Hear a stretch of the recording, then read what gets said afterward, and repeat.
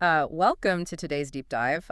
I'm really thrilled you are joining us today because we have a set of source materials that completely subverts what you might expect. Oh, totally. Yeah, we are looking at a transcript from a fascinating YouTube video featuring Osman Hash. Online, he's widely known as the blind Muslim yogi. Right. And if your current mental image of a yogic master involves uh, someone draped in flowing robes, Right, speaking in riddles. exactly, speaking in hushed riddles and selling you $1,000 mindfulness retreat, you really need to prepare to have that entire paradigm dismantled today. Completely dismantled. The mission of our deep dive today is to unpack this highly unconventional, deeply pragmatic philosophy he has. Yeah, because we're examining a man with, what, 5 decades of intense spiritual experience? 5 decades, yeah. And his core message is surprisingly contrarian. He basically argues that the most popular spiritual protocols like rigid yoga routines or those heavily marketed mindfulness apps might actually not be good for you. Depending on who you are, right? Exactly. He's asking us to look critically at the practices we just blindly accept as universally good. It is such a compelling contradiction. You have this seasoned spiritual master telling the public to potentially skip the very practices his peers are promoting. Which is wild. It is. So today, we are going to break down why he critiques the modern yoga industry with such intensity and why he genuinely believes that scrubbing your dirty dishes at midnight might do more for your personal growth than a perfectly executed sun salutation. I love that part. Same. And we'll get into his fundamental belief that true spirituality should force you to engage more deeply with the chaotic world around you, rather than trying to escape it into some blissful void. His approach brings this incredibly grounded perspective to an arena that, let's face it, often floats away into the ethereal. He continuously pushes back against the commercialization of wellness. Yeah, and the goal here isn't just to learn about Hash's life, but to use his framework as a lens to evaluate our own routines and the authorities we choose to trust. Okay, let's unpack this. Because to really understand the weight of his critique, we have to understand the foundation Osman Hash is operating from. He's not a casual practitioner. No, not at all. He didn't just take a 6-week certification course over the weekend. According to his own background from the source material, he is a master-level bioenergy healer, and he claims to possess telepathic healing capabilities. Right, and those are terms that definitely require a bit of contextualization, especially for an audience familiar with more mainstream wellness concepts. Yeah, what does he mean by telepathic healing? Well, when Hash talks about telepathic healing and bioenergy in this context, he isn't referring to reading minds. He's talking about the ability to perceive, manipulate, and project subtle energetic frequencies across distances. Okay, so it's about energy. Exactly. He operates on the belief that physiological ailments begin as disruptions in the body's energetic field. So by correcting the energy, he believes he can correct the physical manifestation of the disease. Wait, let's pause on the physical manifestations for a second. Because he makes some staggering claims about his application of this bioenergy. You really do. He notes that he specializes in critical care recovery and terminal illnesses. We are talking about situations where conventional medical doctors have exhausted all treatment protocols. Right, where patients are given mere days or weeks to live. Exactly. And Hash claims that over his nearly 5 decades of practicing this energy healing, his success rate in turning those critical situations around is over 90%. Yeah. A 90% success rate with terminal patients. That is a massive claim. I mean, does he provide clinical backing for this, or is this purely based on his personal spiritual tracking? It is an extraordinary claim, and we have to view it through the specific lens of his methodology. He is not publishing double-blind, peer-reviewed clinical trials in Western medical journals. Okay, so it's internal. Right, that 90% figure is based entirely on his own internal tracking. It's his personal definition of what constitutes a successful energetic intervention over his 50-year career. Makes sense. But whether one views that statistic with profound skepticism or open-minded curiosity, the value of examining his perspective doesn't hinge on verifying that exact number. No, it hinges on understanding his worldview. Exactly. The worldview of someone who has dedicated his entire life to the mastery of unseen energies. And you really see that dedication reflected in his teaching model. Oh, absolutely. I mean, he has been practicing advanced yoga and meditation for almost 50 years, and teaching it for 46 years. He's traveled through the Far East, the Middle East, the West, even engaging with scientific communities to synthesize these disparate schools of thought. He distilled it all down, right? Yeah, and to streamline protocols, you can actually find a 5-minute program he developed at yoga786.com. But the defining characteristic of his career as a teacher is that he has never charged a single dollar for his instruction. It's fascinating. In an industry where weekend wellness retreats routinely cost thousands of dollars, a man with his level of tenure refuses to monetize his teachings. It's unheard of today. Having students in over 100 countries and never setting up a paywall, it completely shifts how you view his critiques. It removes the ulterior motive. It does. He operates entirely outside the financial ecosystem of the commercial spiritual industry.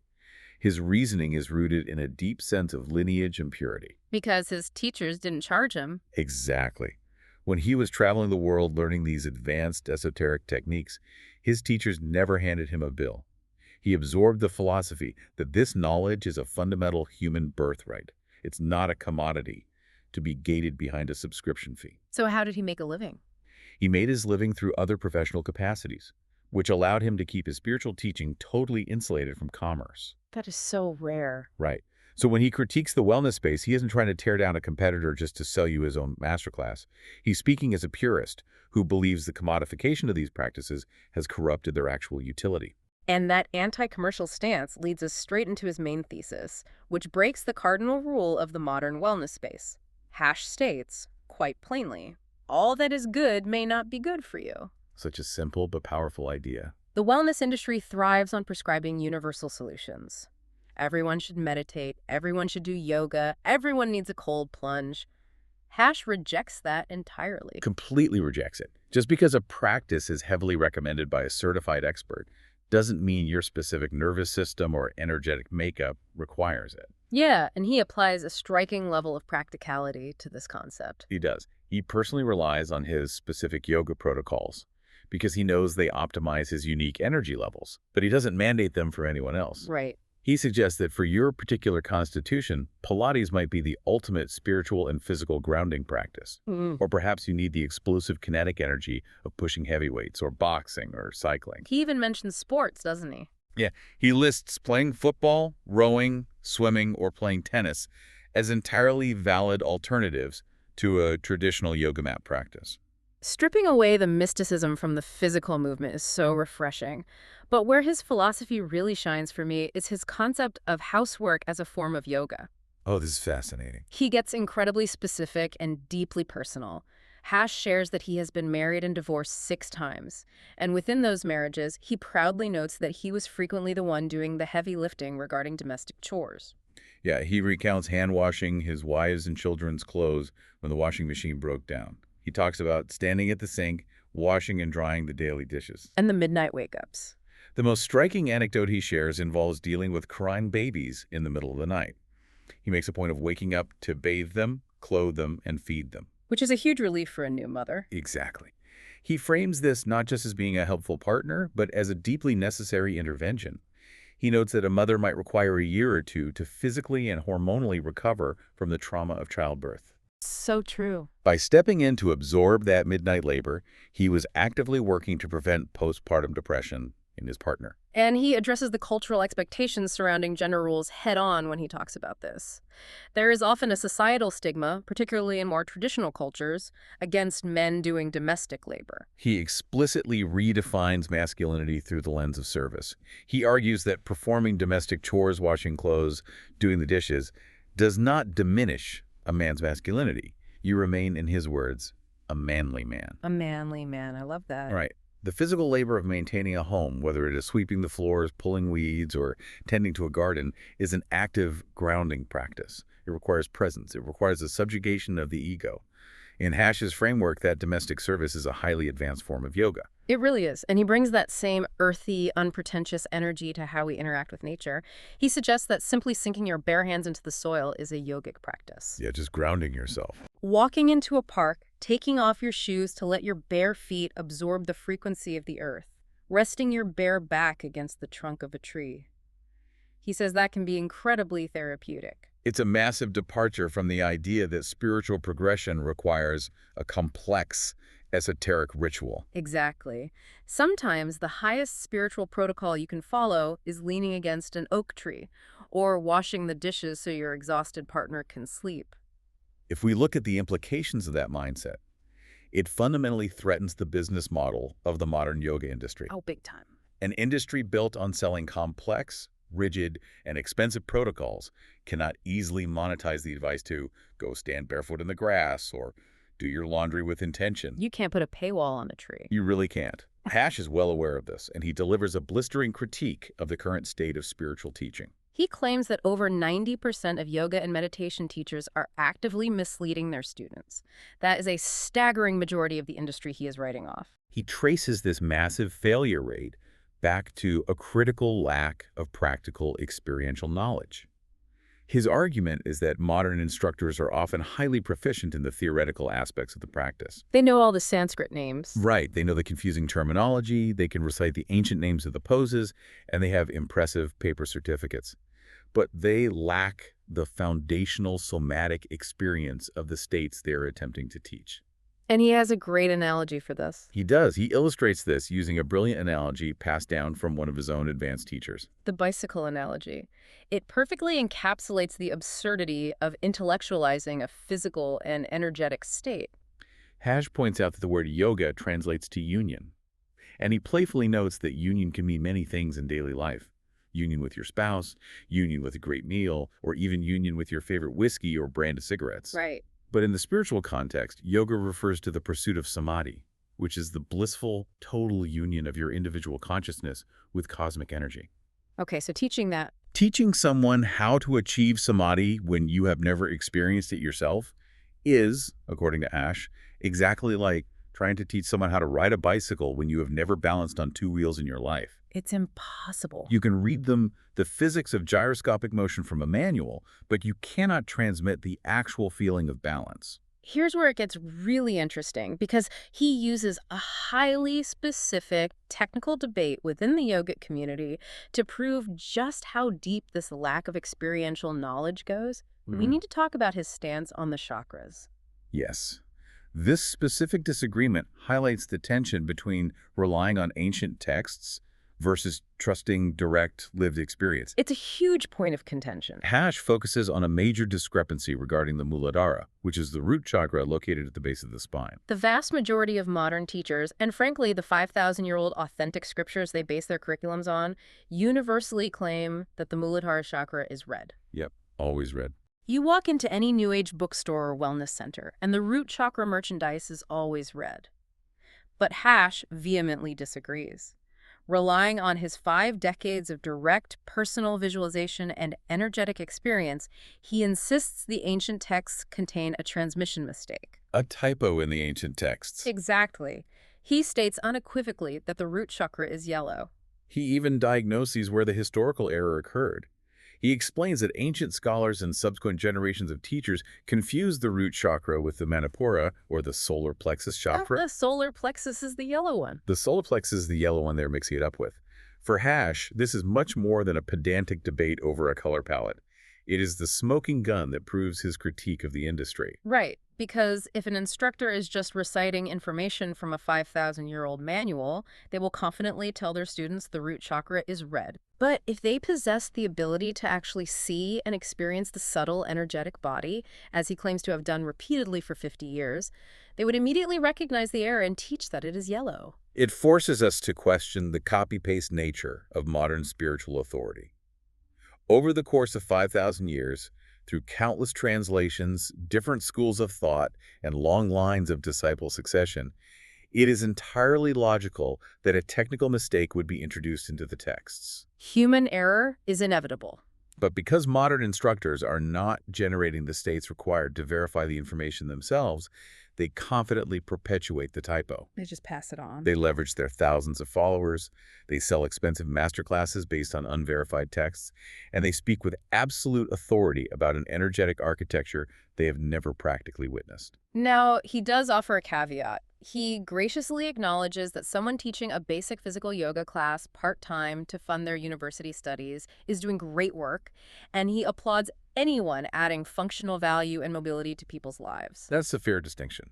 Yeah, his critique is laser-focused on those making grand, enlightened claims while merely reading from a script, which naturally brings us to Hash's own lived experience. If he is demanding experiential proof, we have to look at his history with samadhi, which is incredibly intense. His timeline of spiritual milestones is rare. He achieved his first state of samadhi at the age of 19. 19, that's so young. He is currently 57, and over those decades, he reports experiencing 40 to 50 distinct samadhi and kundalini awakenings. For those unfamiliar with the term, a kundalini awakening is generally described in these traditions as an intense, dormant energy resting at the base of the spine that, when triggered, rises up through the chakras, radically expanding one's state of consciousness. And many practitioners spend their entire lives chasing a single glimpse of this state.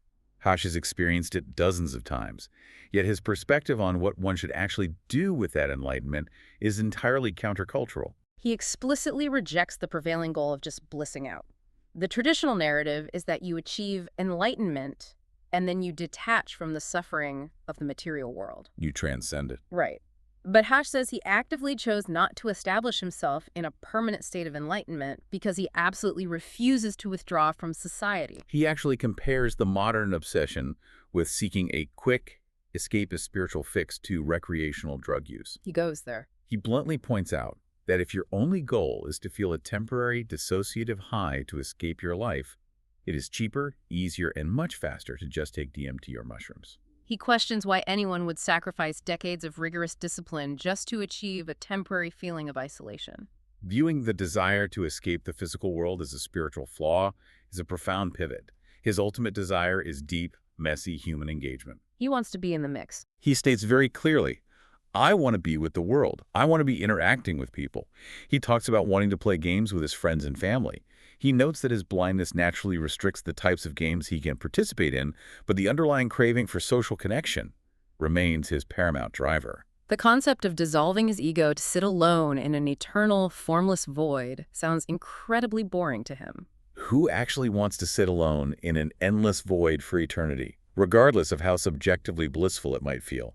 Hash bets that 99% of people wouldn't actually want that fate if they really understood it. So that raises the ultimate question. If the purpose of these incredibly powerful yoga and bioenergy protocols isn't to escape the physical world, what exactly are we supposed to be using them for?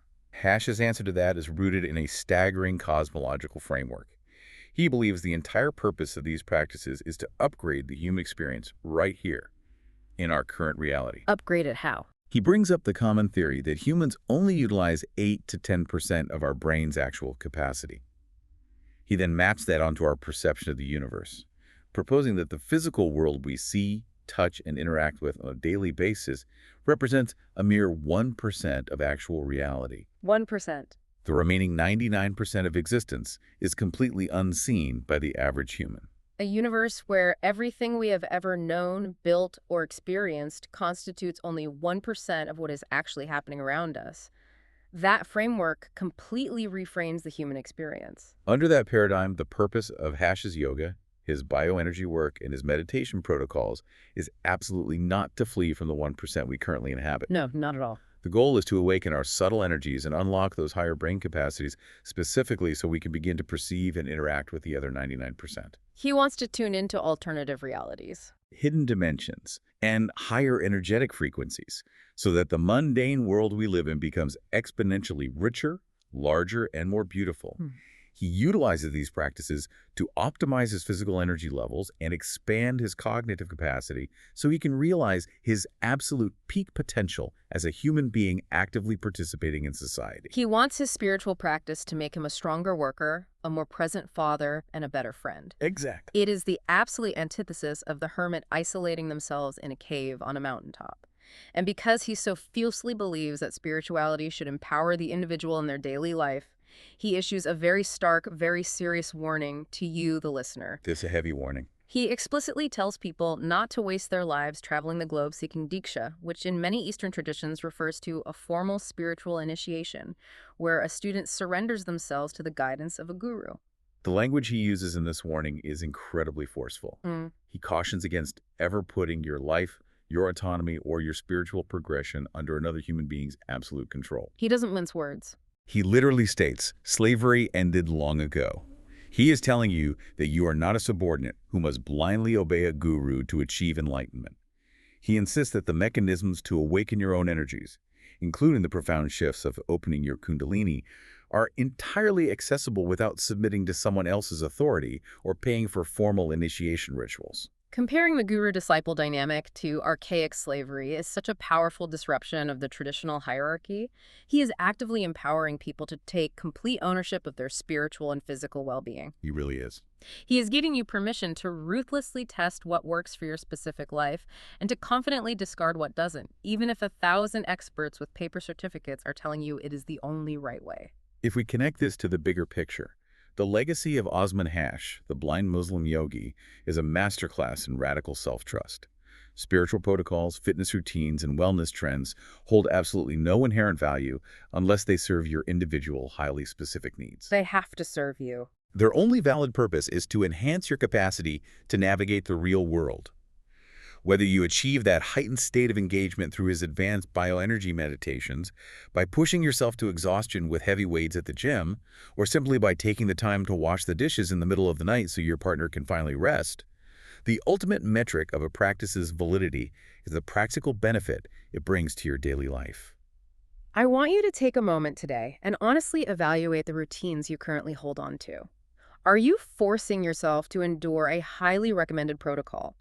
Maybe it's a punishing early morning workout, a trendy breathwork app, or a rigid meditation schedule that isn't actually making your life better. Are you just going through the motions? Are you dragging yourself through it simply because an authority figure you saw online told you it was the required path to optimization? It is a necessary and profound check-in. Adopting Hash's philosophy gives you the ultimate permission slip to let go of the dogmatic practices that drain you, and to discover the unique, perhaps entirely ordinary practices that actually ground you in your own existence. I want to leave you with one final thought to mull over today, building directly on Hash's paradigm-shifting worldview.